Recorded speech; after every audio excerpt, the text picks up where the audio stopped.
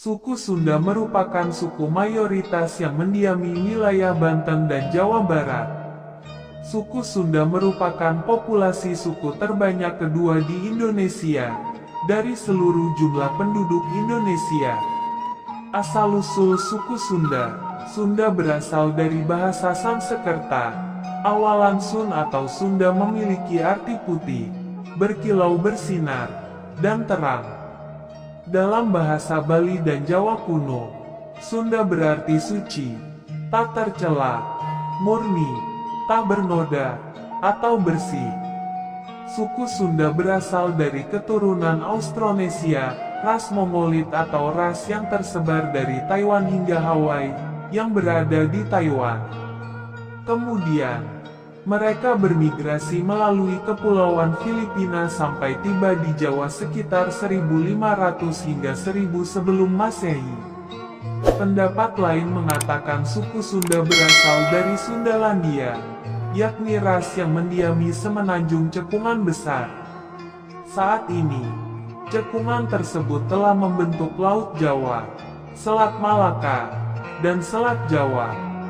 Ciri khas suku Sunda. Suku Sunda memiliki ciri khas yang menjadi identitas suku ini. Kesulitan melafalkan huruf F. Diketahui, orang Sunda sulit melafalkan huruf F, karena dalam aksara dan bahasa Sunda kuno tidak mengenal huruf F. Biasanya, huruf F akan dilafalkan menjadi P, di mana hal ini telah terjadi secara turun-temurun dari generasi ke generasi. Suka lalapan. Ciri khas suku Sunda lainnya adalah penyuka lalapan. Hampir dalam setiap menu makanan sehari-hari tersedia lalapan bersama sambal. Orang Sunda merasa ada yang kurang jika menyantap makanan utama, namun tidak ada lalapan sebagai pendamping. Ciri khas inilah paling dikenal dari orang Sunda. Watak. Orang Sunda memiliki watak yang telah diajarkan secara turun-temurun dalam menjadi kehidupan sesuai pedoman. 5 watak orang Sunda, yaitu cager, yang berarti sehat jasmani dan rohani supaya dapat bekerja dengan baik. Benar, yang berarti tidak berbohong dan dapat dipercaya. Bager, yang berarti mengasihi sesama dan membantu orang yang tengah kesulitan. Singer, yang berarti teliti dan tidak ceroboh dalam bekerja. Pinter, yang berarti harus menguasai ilmu pengetahuan dan belajar yang baik. Bahasa suku Sunda. Untuk berkomunikasi sehari-hari, orang Sunda menggunakan bahasanya sendiri, yakni bahasa Sunda. Generasi muda masih melestarikan bahasa Sunda sebagai bahasa sehari-hari, meskipun kehidupan mengalami modernisasi. Bahasa Sunda berkembang menjadi beberapa dialek, yaitu Sunda Banten, bahasa Sunda yang digunakan masyarakat Baten. Sunda Selatan, bahasa Sunda yang dipakai komunikasi orang Pringan, seperti Sumedang, Tasikmalaya, Cimahi, Garut, dan Bandung. Sunda Utara, bahasa Sunda yang digunakan oleh orang Bogor dan masyarakat di wilayah pantai utara. Sunda Tengah Timur, bahasa Sunda yang digunakan oleh masyarakat Kuningan dan Majalengka. Sunda Timur Laut, bahasa Sunda yang biasa dipakai berkomunikasi masyarakat Kuningan dan Cirebon. Sunda Tenggara, bahasa Sunda yang biasa digunakan masyarakat Banjar, Ciamis, bahkan hingga beberapa daerah di Jawa Tengah. Rumah adat suku Sunda berupa rumah panggung yang tidak terlalu tinggi, sekitar 1 meter. Rumah adat tersebut dibuat dari bahan-bahan alami, seperti kayu, bambu, daun kelapa, ijuk, maupun daun palem. Ada beberapa jenis rumah adat suku Sunda, yaitu rumah adat Badak Hai. Istilah Badak Hai memiliki arti badak yang menguap. Ciri-ciri rumah ini seperti badak yang tengah menguap. Fungsi rumah ini adalah untuk menerima tamu laki-laki.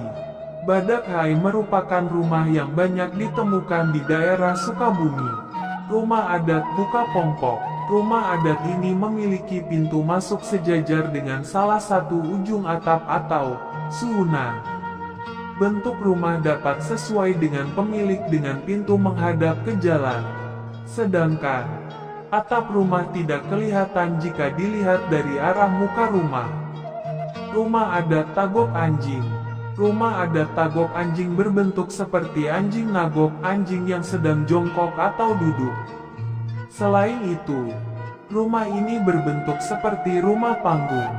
Perbedaannya terletak pada pondasi bangunan yang lebih rendah dari rumah adat Sunda pada umumnya. Bentuk bangunan berupa persegi panjang yang memanjang ke belakang dengan atap sorondoi atau atap berbentuk segitiga serta menyatu dengan rumah. Rumah adat Jolopong. Rumah adat Jolopong memiliki dua bagian atap yang dipisahkan ujung atap yang sama panjang dan sejajar dengan kedua sisi bawah bidang atap. Fungsi rumah sesuai ruangannya. Ada tempat untuk menerima tamu dan ruang untuk menyimpan beras. Rumah adat Julang Ngapak. Rumah adat Julang Ngapak memiliki arti burung yang tengah mengepakkan sayapnya. Bentuk rumah cenderung melebar di bagian sisi kanan maupun kiri seperti burung yang sedang terbang. Bahan yang digunakan untuk membuat rumah ini adalah daun rumbia, ijuk, dan alang-alang. Semua bahan itu disatukan pada kerangka atap bambu. Rumah berfungsi sebagai pelindung saat musim hujan. Meskipun bahan rumah sederhana namun aman dari kebocoran. Rumah adat Capit Gunting. Rumah adat Capit Gunting berbentuk memanjang ke belakang. Rumah ini memiliki beberapa ruangan yang terdiri dari kamar tidur, dapur, ruang tenang, dan teras. Fungsi rumah adat ini adalah untuk menerima tamu dan menyimpan padi. Keunikannya adalah tepas tahu ruang tamu dibiarkan kosong. Saat ada tamu, ruang tersebut baru digelar tikar untuk duduk. Keunikannya adalah tepas tahu ruang tamu dibiarkan kosong. Saat ada tamu, ruang tersebut baru digelar tikar untuk duduk. Tradisi suku Sunda. Suku Sunda memiliki beragam tradisi yang masih dilakukan hingga saat ini. Berikut ini sejumlah tradisi suku Sunda. Seren Tahun. Saren Tahun adalah tradisi yang dilakukan pasca panen berupa masyarakat yang mengangkut padi dari sawah lalu dimasukkan ke dalam leit atau lumbung. Uniknya, padi diangkut dengan pikulan rengkong yang sudah kuno dengan iringan musik dari petani. Upacara tingkepan. Upacara digelar saat ada anggota keluarga yang usia kehamilannya 7 bulan. Upacara ini dengan harapan ibu dan janin selamat sampai hari kelahiran. Tingkepan berarti tertutup. Maksudnya sudah tidak ada hubungan badan sampai 40 hari pasca lahiran. Pesta Laut. Upacara adat pesta laut dilakukan di pantai, seperti Pelabuhan Ratu dan Pangandaran. Tujuan upacara ini adalah bentuk rasa syukur kepada Tuhan telah memberikan anugerah ikan yang banyak. Sepitan atau sunatan. Tujuan upacara adat ini adalah agar anak laki-laki menjadi terbersih dari segala kotoran.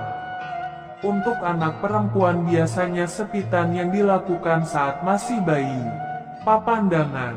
Papandangan adalah upacara adat yang identik dengan jiwa sosial orang Sunda yang tinggi. Dalam upacara adat ini, warga memasak makanan tradisional dalam jumlah banyak. Lalu mereka mengundang kerabat dan tetangga untuk makan bersama. Tari Jaipong. Tari Jaipong merupakan tari yang pertama kali muncul di suku Sunda.